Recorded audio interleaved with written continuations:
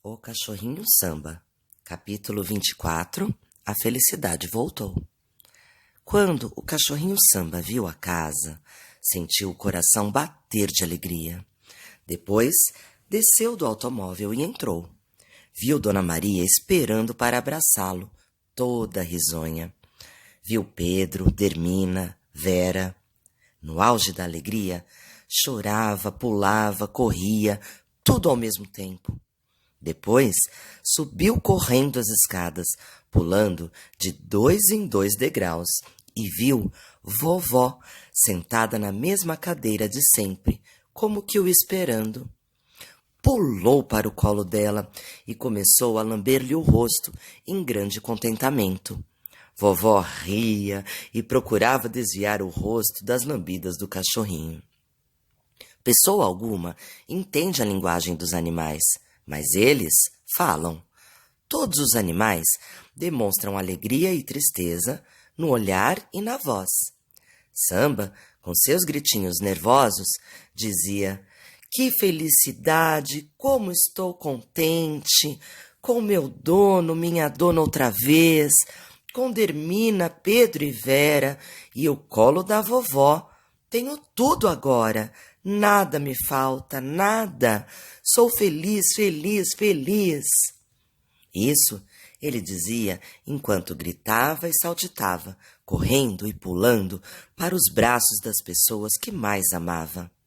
Depois, tudo foi se acalmando.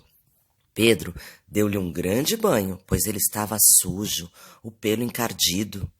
Depois do banho, correu pelo quintal e pelo jardim para se secar ao sol. Foi ver se a teia de aranha, que ele havia deixado no meio dos pinheiros, ainda estava lá. Encostou o focinho na teia para ver se era aquela mesma. Era. Depois, correu para o outro lado do jardim, onde havia minhocas. Encostou o focinho na terra e lá estavam elas, se remexendo. Olhou as rosas nas roseiras e andou debaixo dos pés de hortênsias, cheirando tudo. Não havia novidade, tudo estava como havia deixado. Viu os pássaros cantando na árvore grande que se erguia bem no meio do jardim. Eram uns pardais que viviam por ali, catando restos de miolo de pão que ele deixava na porta da cozinha.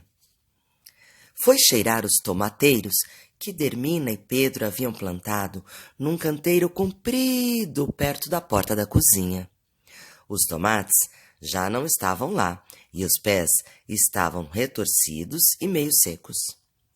Nesse instante, Dermina, que estava preparando um prato bem gostoso para ele, chamou-o. Ele devorou tudo que havia no prato, porque com a felicidade veio a fome.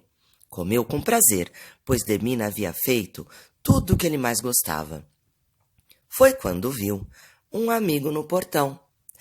Correu para lá e viu Cri-Cri, o cachorro vizinho, enfiando o focinho pela grade e perguntando muito admirado: "Onde você esteve, Samba? Você sumiu?" Samba começou a contar as aventuras a Cri-Cri. Contou que naquela tarde em que haviam saído juntos, ele não tinha voltado. Foi correr o mundo. Viu tanta coisa. Tanta. Cri-Cri perguntou: "E você gostou?" "Gostei um pouco", respondeu Samba, "mas nunca mais faço isso. Quase morri de saudades de casa. Em lugar nenhum fui feliz como aqui. Sentia uma falta." Cri-Cri coçou uma orelha. "Naturalmente, a casa em que se vive é onde se é feliz. Eu não poderia viver longe de Ana Maria. Não sei o que aconteceria. Seria capaz de morrer." "Nem diga", disse Samba. "Depois eu não comia o que eu gostava, juntei pulgas no corpo inteiro, não tinha cama para dormir, só vendo." "Eu volto outro dia para conversarmos melhor", falou Cri-Cri. "Até logo, minha dona está chamando. Quando ela chama, preciso obedecer." "Até logo", respondeu Samba. Cri-Cri atravessou a rua num trote rápido e correu para casa. Samba subiu as escadas e foi se deitar no colo da vovó, onde dormiu uma soneca deliciosa. Nessa mesma tarde, todos os netos e netas de vovó foram visitá-la e ver Samba, pois souberam que ele havia voltado. Durante todo o tempo que Samba esteve fugido, a criançada não teve sossego. Telefonava, ia lá, indagava na vizinhança, fazia tudo para encontrar o cachorrinho Samba. Quando Pedro telefonou dizendo: "Samba está aqui!", um avisou ao outro e todos foram ver Samba. A primeira a aparecer foi Cecília, com um vestido branco bordado, 2 fitinhas prendendo os cabelos. Mal chegou, abraçou Samba, dizendo: "Sambinha, onde você esteve? Estava com saudades de você, neguinho." Sentou-se no chão ao lado de Samba e começou a brincar e a falar. Queria que Samba contasse onde havia estado aquele tempo todo. Depois vieram Vera e Lúcia, Oscar e Kiko, Eduardo e Henrique. Rodearam vovó e contaram novidades e mais novidades. Depois de agradarem Samba e conversarem um pouco com ele, começaram a contar à vovó as estupendas aventuras que haviam tido na fazenda do padrinho. Começou Henrique, contando a extraordinária aventura na Ilha Perdida. Eduardo dava partes e contava também alguns pedaços da história. Em seguida, Cecília pediu a palavra. Ficou de pé no meio da roda e contou a história mais sensacional do ano, a visita que haviam feito à Montanha Encantada. Vovó admirou-se de ouvir tantas histórias magníficas.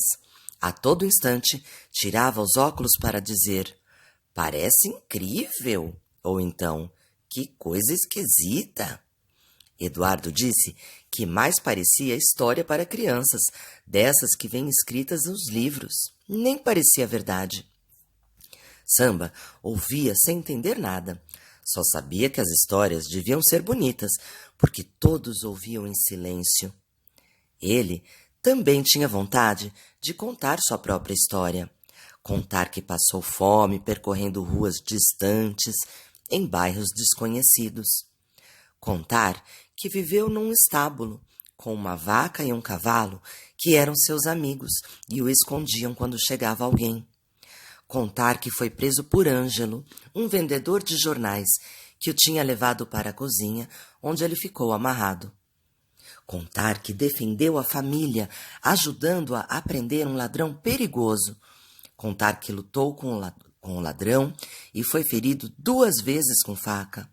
Contar tudo isso, mas como?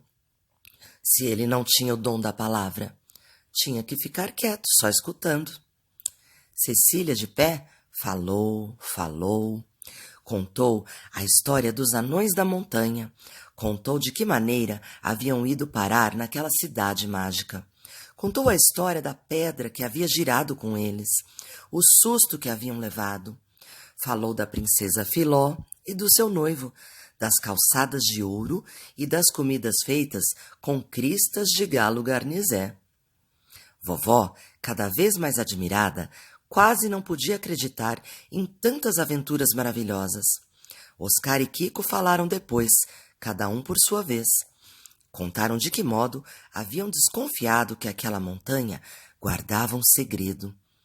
Falaram sobre os sinos que tocavam para anunciar as novidades. Henrique teve uma boa ideia, dizendo: "Os sinos representavam os jornais da cidade, vovó. Contavam tudo o que acontecia de bom e de ruim." Isso mesmo. Acharam esplêndida a comparação de Henrique. Vera quis falar também. Contou que havia pulgas em caixinhas de ouro.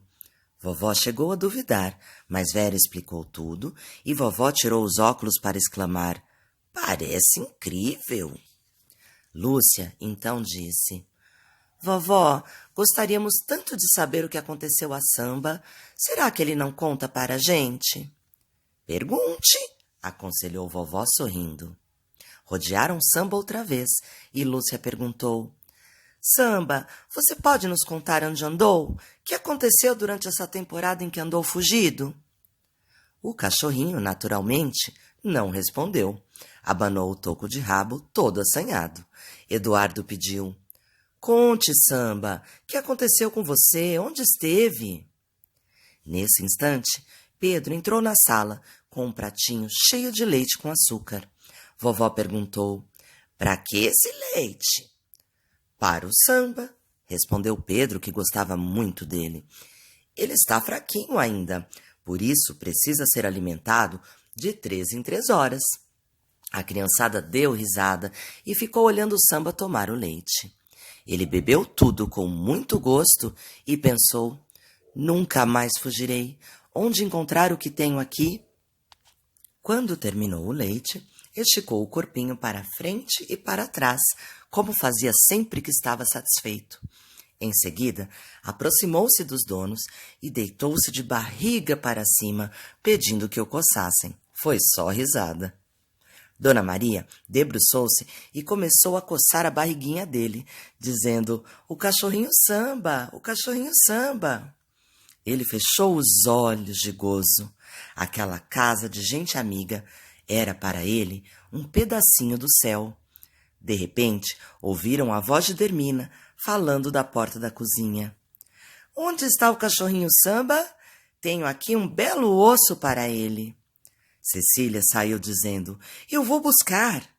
E Samba ficou como um príncipe, sentado no meio da roda esperando o osso.